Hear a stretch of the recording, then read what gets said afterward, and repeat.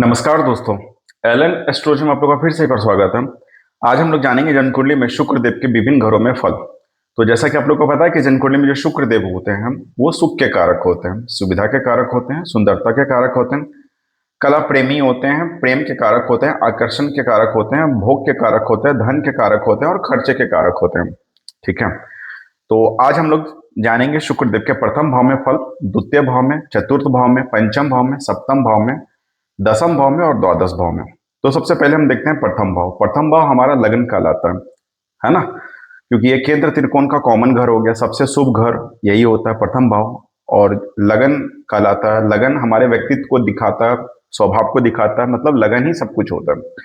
और यदि प्रथम भाव में ही, लगन में ही यदि शुक्रदेव आके बैठ जाए, ठीक है, तो ऐसे जो लोग होते हैं वो काफी ज्यादा सुंदर होते हैं देखने में, है ना। कला प्रेमी होते हैं। कला प्रेमी कहने का मतलब इनके पास डांसिंग, एक्टिंग, पेंटिंग, है ना, ड्राइंग, जो कला वाला आर्टिस्टिक कैरेक्टर होता है वो चीज होता है। ऐसे लोग काफी एंटरटेनर होते हैं। एंटरटेनर कहने का मतलब मनोरंजन प्रिय वाले, है ना। इन्हें मनोरंजन बहुत ज्यादा प्रिय लगता है, क्योंकि शुक्रदेव जो होते हैं वो मनोरंजन के भी कारक होते हैं। उनकी आंखें अच्छी होती है, नयन नक्श अच्छे होते हैं, जो एक चेहरे का जो डिटेलिंग होता है, बनावट होता है, वो काफी सुंदर होता है, अट्रैक्टिव होता है। ठीक है। अब हम जानते हैं कुंडली के दूसरे भाव में यदि शुक्रदेव हों तो उनके प्रभाव क्या होंगे। तो जैसा कि आप लोग को पता है कि जन्म कुंडली में जो दूसरा भाव होता है वो धन का होता है, परिवार का होता है, कुटुंब का होता है, वाणी का होता है। ऐसे में जो जातक की जातिका होंगे वो, उनकी जो वाणी होगी काफी ज्यादा अट्रैक्टिव होगी, है ना। मतलब उनकी जो आवाज होगी काफी ज्यादा सुंदर होगी, अट्रैक्शन होगा उनके एक आवाज में। ठीक है। और उन, चूंकि द्वितीय भाव हमारे आंखों का भी होता है तो आंख भी सुंदर होगा। इनके परिवार में फीमेल्स ज्यादा होंगी, स्त्रियां ज्यादा होंगी। क्यों? क्योंकि ये घर परिवार का होता है। तो यहाँ पे यदि शुक्रदेव बैठ जाए तो शुक्र फीमेल्स का भी कारक होता है, तो ऐसे लोगों के घर में फीमेल्स ज्यादा होते हैं। ऐसे लोग धनी परिवार से भी होते हैं, क्योंकि शुक्र धन के कारक होते हैं, तो धनी परिवार भी होती है, धनी परिवार के भी होते हैं ऐसे लोग।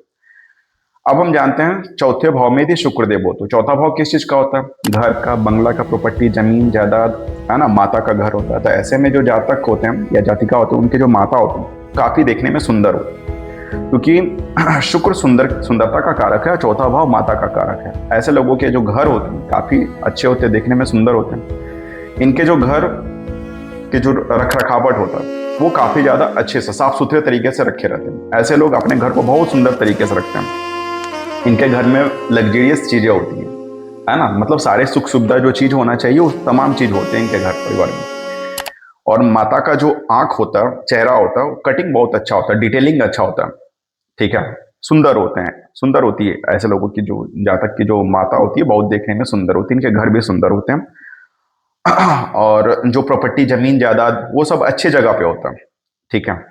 अब हम जानते हैं पंचम भाव में यदि शुक्रदेव हो तो पंचम भाव किस चीज का कारक होता है? पंचम भाव होता है संतान का, शिक्षा का, है ना, प्यार का। तो ऐसे शुक्र भी प्यार के कारक हैं। तो ऐसे में जो जातक जातिका होते हैं वो बचपन से ही प्यार के चीजों में लगे रहते हैं। मतलब ऐसे जो जातक होते हैं उनको बचपन से ही प्यार हो जाता है ना, कम उम्र में ही प्यार वाली चीजों में पड़ जाते हैं।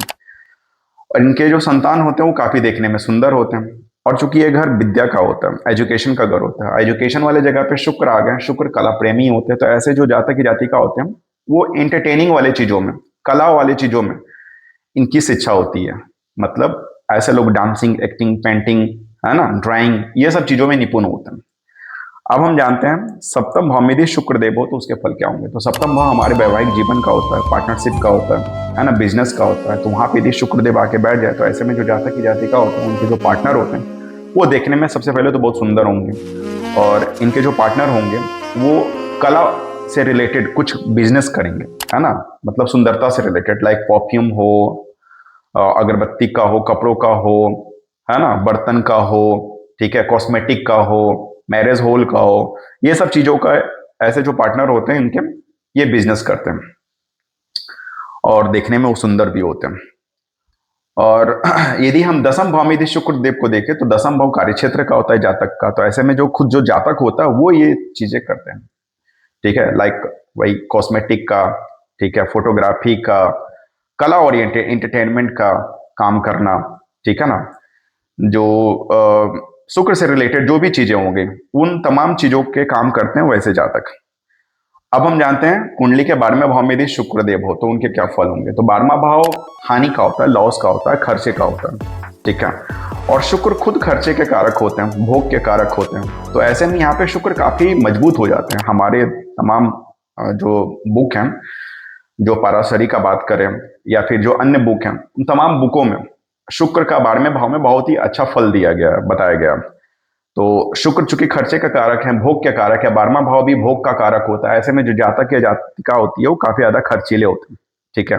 भोग इनके जीवन में बढ़ चढ़ के मिलता है। मतलब भोग कहने का मतलब हर एक चीजों का, अच्छे घर का भोग, अच्छे गाड़ी घोड़े का भोग, है ना, तमाम चीजों का भोग इनको अपने लाइफ में, जीवन में मिलता है। इनका सेक्सुअल लाइफ काफी अच्छा होता है, ठीक है। मतलब हर तरह का भोग जो चाहिए इनके लाइफ में वो तमाम चीज मिलते हैं। लेकिन बस प्रॉब्लम यही है कि ऐसे लोग थोड़े खर्चीले ज्यादा होते हैं। चूंकि शुक्र को लक्ष्मी से रिलेट किया गया, और लक्ष्मी क्या होती है, चंचला होती है ना, खर्चा, जहां लक्ष्मी की जगह टिक के नहीं रहती है। तो ऐसे जो जातक जातिका होते हैं थोड़े खर्चीले ज्यादा होते हैं, है ना। तो आज हम लोगों ने जाना कि जन्म कुंडली में यदि प्रथम भाव में यदि शुक्र हो, द्वितीय में, चतुर्थ में, पंचम में, सप्तम में और दसम में और 12वें भाव में। तो आशा है कि आप लोग को अच्छा लगा हो। तो चैनल को लाइक एंड सब्सक्राइब करें। धन्यवाद।